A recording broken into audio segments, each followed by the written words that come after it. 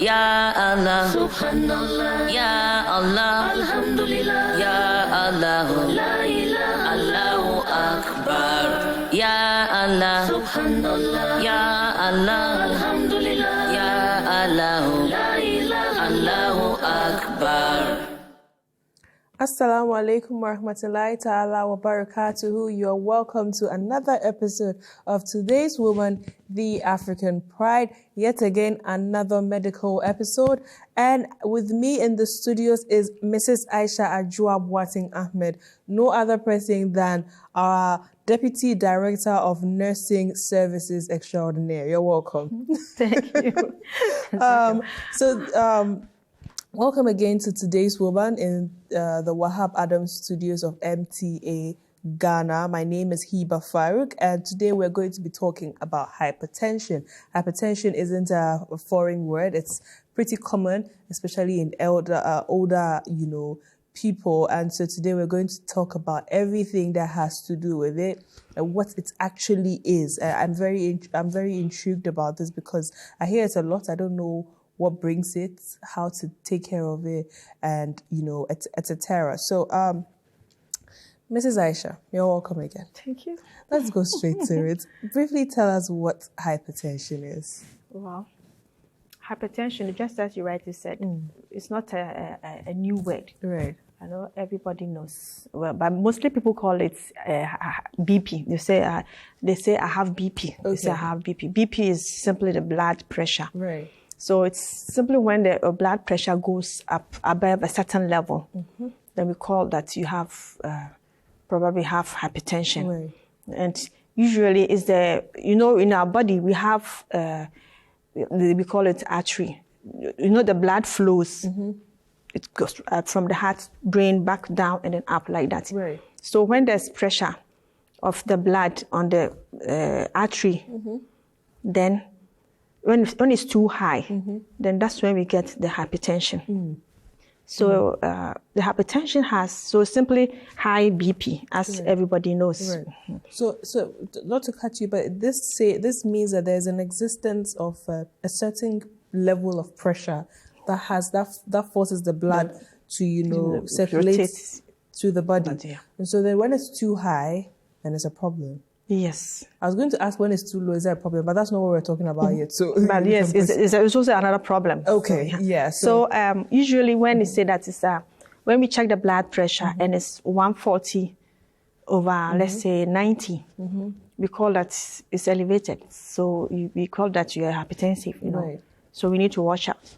And then it becomes very severe when they say that it's 180 over 120. That one is a very severe hypertension, which can lead to stroke. Okay. So in simple terms, the blood circulating your body is circulating at a high rate. Yes. So it's the wall. So it's the wall is not too big to accommodate too much pressure. Right. So the blood pressure is so high to the extent that it's affecting the walls. That's when it can burst the artery wall. That's when it can burst and you can get that stroke that we talk about. So it actually expands and bursts. Yes. So that's what. Wow. That sounded really scary and gruesome. Mrs. Aisha always comes to scare me, but you won't get scared. Now you're getting used to it. So I'm still at the edge of my seat. But who can be hypertensive? So hypertension, it has got no name. Anybody can be a victim. Oh. It's something that anybody at all can get it. Okay, so it doesn't have any. It's not limited to old age. Yes, at first that's what they used to say, but now we've realized that even newborn babies can get hypertension. Really? Yes, so wow. Now they've stopped that idea that it's only for the elderly. Right. No. Right. Now it's no more for the elderly. I actually just learned this. In my mind, I thought it was an old age. So I thought I was very far away from it. No, you are not. Okay. Not at all. Right. That's not good news. That's not good news. Anybody can say this. Okay, but then is it more, liable to certain people? Like, is it more closer to certain people? Say people that are overweight or people that have underlying, So we have the two types of hypertension. Right. That's the essential. That one, the cause is unknown. But we have the secondary. That one, it's due to something that brought it on. So like having certain conditions like kidney problems, diabetes, it can lead to hypertension. Right. But the essential one, it can be genetical. Like you were born with it. It's in the family. It's a family trait, which if you don't take care, you get it. Oh, Yes. Okay, so it is heritage. It could be passed on from you know. yeah. Wow. So it could be passed on from mother to child? Mother to child, yeah. I see. Okay, so I have so many questions. So, but then when you say things, it just keeps me thinking. You just mentioned that there's the first one that you do not know the cause. The actual cause. How do you treat something that you don't know what's causing? So they treat the existing situation. Right. So if we don't know why you got it, Right. that is the unknown one. Right. But we know that you have gotten it, Right. and we know the treatment for the hypertension. Right. So that one can be treated. But if you know the existing cause, so if you know that maybe it was your diabetes that brought it on, maybe something can be done about it. You understand? Or if it's the kidney issue, maybe something can be done about it. But this one, whatever it is, we don't know why you got it because they've checked everything. It's normal. So why then you do get it? You see, so that's how it is. So the treatment itself for the diabetes, the hypertension is there. Right. So that one there you can just get it in control. Okay. So what are some of the signs and symptoms? Say, okay, But I some think people I'm like what the person will tell you that I've been having this pounding headache. Sometimes I feel dizzy. Sometimes my heart beats so fast. Sometimes I feel like I'm over bloated. I don't feel myself. Sometimes there's some numbness, and then sometimes too, they say that I can't breathe well. Some people go as far as say that I see blood in my urine when I urinate. And all these things you may, because there are other conditions that may give you that thing. So if you don't take care, you may also miss it. Right. And then sometimes they say that my headache, persistent headache, sometimes frontal, half of my head, sometimes the whole head is. And then some people tell that I have my legs sometimes get swollen up, and sometimes that numbness in my hands and tingling sensation in my feet, So when this comes in and start talking about this, then you should know that maybe I have to check, because this one is the first thing that you need to do when somebody comes to the hospital, is checking the vital signs, which includes the blood pressure. Right. So when you check it, and then you take a few history about the family dynamics, it may also help you in coming to that conclusion. So like we have 4 stages in terms of hypertension. So if you come and then I check, and it's your BP or the blood pressure is 120 over 60, 70, 80, I'll say that is normal. Then if I check again and I find out that your blood pressure is 120 to 129 over, let's say 80 to 89, then I'll say that it's elevated. We are crossing the borderline. Then we have the stage 1. Right. That one from 140 over 90. That one, I know that you have the hypertension. And then stage 2 is also above the 140. And over that one today, I know that you are full-blown hypertensive. You made mention of headaches, tingling sensations, tiredness, dizziness, and etc. But these symptoms share the same, characteristics with other, symptoms of other. So at what point do you feel like, okay, let me go and check for hypertension specifically? Yeah. So let's say that if you know that in the family there is somebody who is having it, it's better to go and check. But normally, when you're having this persistently, it's not normal. It's not your normal body. So, whatever it is, you should go for checks. You should go and report. So the health personnel do the diagnosis. So they will start doing the investigations to find out. So it's kind of sieving it. So they'll do other investigations to find out if it's really hypertension or... So they can do a lot of tests to find out. If they do tests like your blood and they find out that you have a lot of cholesterol in it, the person can say that, that's maybe the problem. So you made mention of cholesterol. So does that mean that there maybe something in your diet, or maybe a certain activity, or your sleeping schedule that triggers immediately there's a high pressure. in your arteries? A lot of stress can be a cause. also your eating habits, your lifestyle. Some people like taking in a lot of sodium, that is salt. So if there too much of calcium, salt, and then potassium in your diet. Too much of calcium is a problem. Yeah, it's also a problem. It causes a lot of things because it affects the heart. It blocks it. So it can cause that situation. And then let's say you have your body weight, you are obese. I'll say obese and overweight. So and then you're a sedentary worker. You don't do any exercises. You're always sitting down. You don't from work, eat, go home and sleep, and that kind of thing. You eat very late, and some people's choice of food is just too salty and then too many fats in it, and then you eat heavily in the night. So the food doesn't digest well. So there isn't proper circulation. So it's deposited. So when you know that you're like that, then you can easily say that probably I'm having it. So when it comes, they may have to cause it. And then stress. And then what you were saying, that aging too is another factor. When you age, the arteries become hardened because of the persistent use, of the circulation system itself. So it becomes hardened. And if you have cholesterol deposits like that, then that one too becomes another thing. So that one, aging too can have it. And then if you have the kidney issues, you have the chronic type of kidney disease too, you can have and then you have diabetes for a long time. Some people, because of the control of the diabetes, it's not well controlled, it can trigger into that one too. It's really interesting how all of these, serious illnesses are interconnected. You have the kidney issues, you have, being obese, being and then hereditary too is a part. Right, so genetically, all of that just intertwine. And if you also have, you're the type that smokes a lot and also drink alcohol a lot, that one too is another factor. Okay, in addition to other conditions by alcohol, you can also have the hypertension. Right. And I like for those of you who didn't watch our previous episode, it's also another medical episode. I'm not going to give it away. But then we made mention of, you just mentioned alcohol and it just triggered it. The herbal, concoctions, right?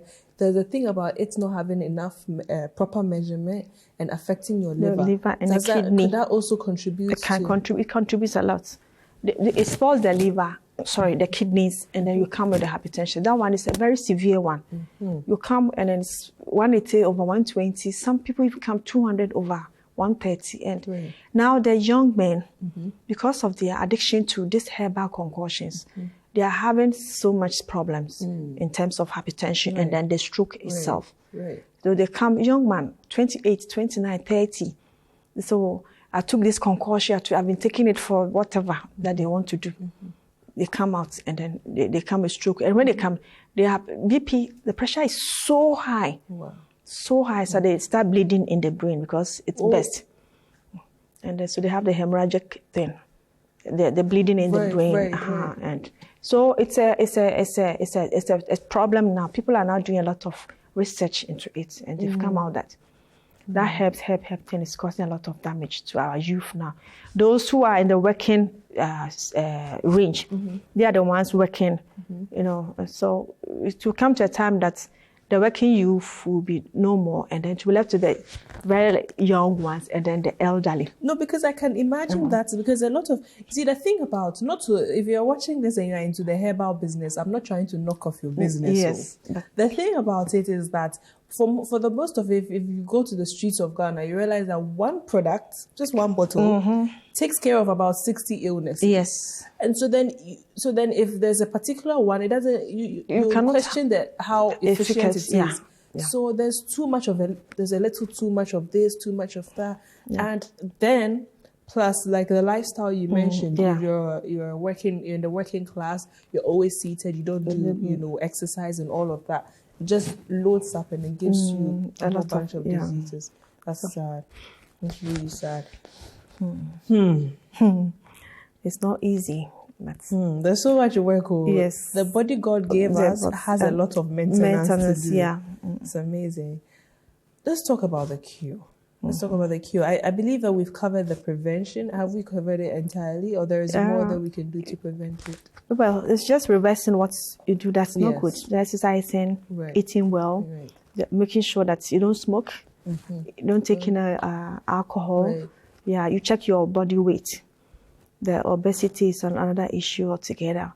So, and then you stop taking these concoctions, the herbal things that you don't know where they came from. And those even selling them, they don't take them themselves. When they are sick, they go to the hospital. But how much? But because they want money. So, as you said, one can take care of so many conditions.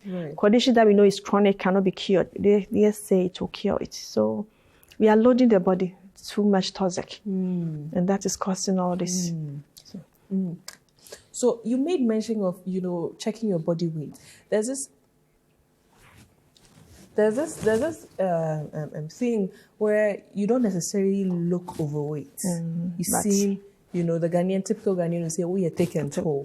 You don't see, the typical, obesity. What people picture when they think about somebody who is obese. But then you could have just a regular, normal size, body size. But it doesn't. The BMI is fine. Everybody says that you're okay. Right. But you can have the hypertension. Right. Yes. So there may be other causes like the stress. Stress can be a factor. And in my team, we had we were in different body sizes. But the one was very slim. When we did a checkup, she had a lot of cholesterol in the system. You see, so such a person at that time could have had hypertension. Whilst those of us who eat colors of fats, we were not having. You understand? So that person can have a high level of cholesterol, which the person may also not be exercising, even though the person looks slim and all that. Some of our bodies are like that. We eat a whole lot of food, but it will not show. For the most of the youth, we feel like we have a lot of rechargeables. If we do a certain lifestyle, we can really easily check it before we get to a certain age. But then now we've come to realize that hypertension has no limits. It can because we have other causes. Right. So if you have those causes, you can have it. Now we are having young people, 19, 16, 17, having severe hypertension. Theirs is not the normal, regular, elevated one. They are severe.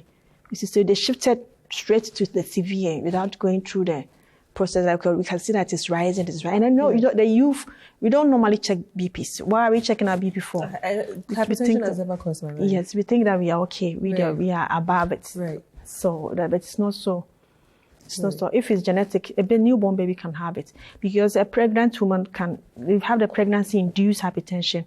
Pregnancy can cause somebody's hypertension to go up, the BP to go up. And the person can, let's use the word they don't want to hear, but the person can die through that whilst pregnant.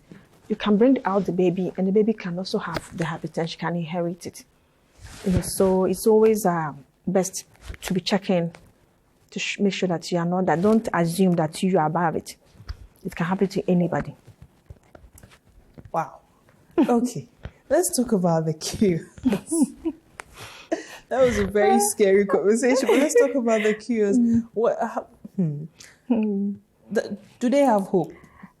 Oh, yeah. It's chronic. There's no cure per se, but it can be managed through medication. Okay. Yeah, and then lifestyle modifications. Okay. So people have had it for so many years, 20 years, 30 years. And controlled. Yeah, it's been controlled. Okay. You only need to go for the regular monthly checkups.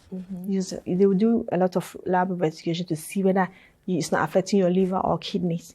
That's the most important thing for us, so that we know that everything is fine. So the management isn't a tedious one? It isn't? No, it's not something that is tedious. Okay. It's just, some people it may be tedious for them, especially if you're like, we don't like taking medications. Right. Being on medications for your whole life is not an easy thing. Every day you need to take it. And it's supposed to be timely. So like if you started at 6 a.m., every day it should be 6 a.m. So once in a while you may skip, but immediately remember, you have to take it. Yeah, but it's supposed to be so that the body gets used to it. And then I know that if I take my drug at 6, the body knows that it can work up to the next morning, 6. Then the BP will start, the blood will start rushing in again. So if I take it, so every 6 o'clock, I take it, then it controls it. I leave it like that so that it does not rush. But if you don't take it well, take it today, I'll take it 6 o'clock. The next day, oh, let me take it at 7. Then, I mean, assist and why, because they say every day take it. So you want to take it anyhow. No, you spoil the system, you spoil your body. It doesn't work like that. So that's how it is. In the area of the cure, for those who have recently checked, what are the likely things that the doctors or the medical personnel will put you through, like the immediate actions? Thing that will be okay. For when you come and let's say you are the borderline, as in there's a 129/89, you are the borderline. So we will start doing the investigations to check if it is caused by cholesterol, it is your lifestyle, the way you behave, if you are drinking. I mean, they find out the cause. If it is found, they can easily and quickly, they won't put you on medication immediately. They will wait for 3 months. So if it's like you need to just lose weight to get back to your normal, they will help you do that. If it's your cholesterol, they will let you do the dieting. Diet that will put, so that they won't put you on medications immediately. They always just put you on something that will relax you, so that you can, maybe some people don't sleep well. Right. So that I can sleep well, but relax their body. If you are stressed, and you think that too much pressure on you, they can give you something to put down the pressure. But the drug itself for the hypertension, they won't put you on straight away. No doctor should do that, or they don't do it that way. Right. Yeah, mostly those that I know, they deal with hypertension, don't do it that way. So for 3 months, so you'll be checking, regular check. So they'll tell you to take a book and be recording. The time that you took it, is it immediately after waking up, and then before you sleep, and then during the day. So you write the time, the dates, like that. So it become maybe 2 weeks for them to look at the chats, or someone will give you the number. You'll be calling to give the record so that we know. Right. Yeah. So if you've done the 3 months and it's still not going down, it's still going up, then that one they will put you on something small. They call it diuretic, something that will bring some of sometimes there's a lot of fluid in the system. It will bring the fluid down so that the BP can rest. So give you some small dose. But if it's severe, then that one, they have no alternative but to put you on the medication, but with precautions to see that maybe something made it shoot up to that level. Somebody who's not hypertensive, suddenly it can be so much. So they'll be careful, but they always admit at that time. Right. So that we can be monitored well. Right. We're a little running out of time, but I think we have enough time to discuss. We didn't necessarily, go into the actual, complications that hypertension, because you made mention of stroke. Yeah. What are some of the, the other complications that hypertension can give a human being? Even though kidney problem can lead you to hypertension too can also crash your liver and then your kidneys. So that one is one of the serious complications that you can get through. So it just goes for the major organs? Yes, that you can get through. And apart from the stroke, and the stroke we have different types. The one that will affect your speech and you cannot walk, or the one that will just the body, you cannot walk, but after a while you can. And then some of them too can make you look like a vegetable, excuse me to use that word. You cannot function well. So just complete paralyzed. And you ask for the paralysis, yes. And it affects the brain, everything. And it can also shut down all your body organs. That shock of it can shut down all your body organs. So it's severe when it comes to its complications. It doesn't have a loophole for you to escape. Once in a while, they do escape with a mild stroke. That one, maybe it was just a puncture. And some people can reverse it after a lot of treatment that they give, and you can come back to normal. Right. But still, that scar will be there. Right. So to be watching out for you. Yeah. So with this extreme, because your organs, shut down and all of that. Excuse me. So does that mean that with these extreme points that people, eventually go, is it that they weren't checking themselves or they were not managing it properly? Some of them were not checking. They didn't even know. They didn't listen to their bodies. Okay. You see, maybe every day I have this pounding headache. Once in a while, I'll take paracetamol and it goes, and that's okay. Some people work too much. They don't rest. Right. They don't go on leave. Right. when you check the ministries, you find out that some people haven't been on leave for so many years. So it isn't something that ups and happens. You know, your body tells you that. Yes, there's some things that go on and you ignore it. You don't do medical checks, so you don't know what is happening in your system. And they give you small signs, warning. But the one with you, we may not know because you maybe not been complaining about it to somebody that I was having head, because you know your own thing. Right. You know that when I take paracetamol, when my head is paining me, I just take paracetamol and I'm fine. Right. So there's not like complaint to anybody. So there's, this person never complained that he or she was ill or had been sick. And suddenly they've got suddenly stroke. the person got stroke, you see. That's what happens. So we have to listen to our body. Right. We need to do regular medical checkups. Right. We need to relax and rest. Right. If it's too much stress and you think you need to see a clinical psychologist, just go there. They will help you out so that it does not override you. And that too much work, if you need help, let somebody help you. One person doing everything, it doesn't work that way. And our lifestyle, you know, all those things, you need to take care of it. Right. Eating right, you know, healthy diet, exercising, you know, checking your body weight and all that. It's good. Thank you so much, Mrs. Aisha. I've been speaking to Mrs. Aisha Ajua Boateng Ahmed. We've been speaking about hypertension. It is indeed scary. It goes for your main organs. So you should very much check your lifestyle. You know, you don't need to do an extreme, strict healthy lifestyle, even though that is advisable, but you do not need to do it. You just need to make sure you maintain your body, well, and listening to your body as well. She is the Deputy Director of the Nursing Services. We are in the Wahab Adams Studios of MTA Ghana. My name is Hiba Farouk. This has been Today's Woman, the African Pride. Assalamu alaikum wa rahmatullahi ta'ala wa barakatuh. And there is no God beside him, the knower of the unseen and the seen. He is the gracious and the merciful God. Oh Allah, you are most great. He is Allah and there is no God beside him, the knower of the unseen and the seen. He is the gracious and the merciful God.